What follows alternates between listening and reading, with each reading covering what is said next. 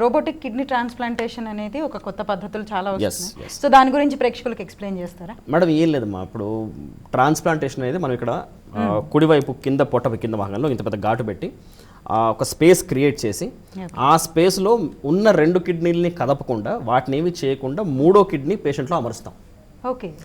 ట్రాన్స్ప్లాంట్లో మనం పేషెంట్కు పాడైపోయిన కిడ్నీలు మనం ఏమి ముట్టుకోం, వాటిని తీసే సందర్భాలు వేరే ఉంటాయి. చాలా తక్కువ మంది కిడ్నీ ట్రాన్స్ప్లాంట్ పేషెంట్స్లో మాత్రం మనం ఆ కిడ్నీలు తీసేసి కొత్త కిడ్నీ పెడతాం. సో ట్రాన్స్ప్లాంట్ అంటే తీసేయడం కాదు, జస్ట్ థర్డ్ పాడైపోయిన వాటిని మనం ముట్టుకోం. ఓకే. 90% పేషెంట్స్లో సో కిడ్నీ తీయడం అనేది అవసరం పడదు.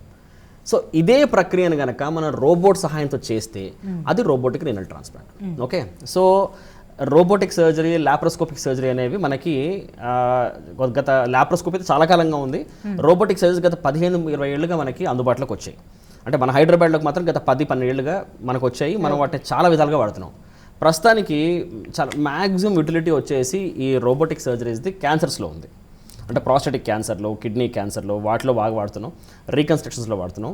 ఈ మధ్య గత ఒక 5-6 సంవత్సరాలుగా రోబోటిక్ కిడ్నీ ట్రాన్స్ప్లాంట్ కూడా చేస్తున్నాం.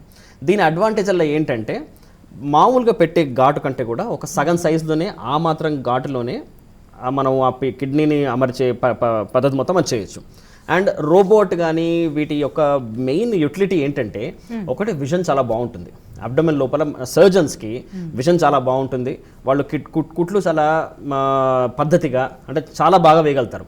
But when you compare robotic surgery with open transplant surgery, ఒకవేళ రోబోటిక్ ట్రాన్స్ప్లాంట్కి ఓపెన్ ట్రాన్స్ప్లాంట్కి మీరు కంపేర్ చేస్తే రిజల్ట్స్లో మార్పు ఏమీ లేదు. అంటే ఓపెన్ సర్జన్స్ ఎంత బాగా చేయగలుగుతారో రోబోటిక్లో అంతే బాగా చేయగలుగుతారు. బట్ ఈ రోబోట్ యొక్క కాస్ట్ ఎక్కువ అవడం వల్ల సో ఓవరాల్ ఎక్స్పెండిచర్ పెరిగిపోతుంది పేషెంట్ది. అండ్ అన్ని చోట్ల రోబోట్ అవైలబుల్ లేదు. బట్ ఒకవేళ కనుక రోబోట్ సర్జరీ మాకు ట్రాన్స్ప్లాంట్ కావాలి అనుకుంటే కనుక దాని స్పెసిఫిక్ సెంటర్స్ వెళ్ళి చేయించుకోవచ్చు. బట్ రిజల్ట్స్ ఏ మాత్రం కూడా మారవు. ఎందుకంటే ఓపెన్ సర్జరీలో మనం ఎంత బాగా చేయగలుగుతామో రోబోట్ అదే బాగా చేయగలుగుతాం.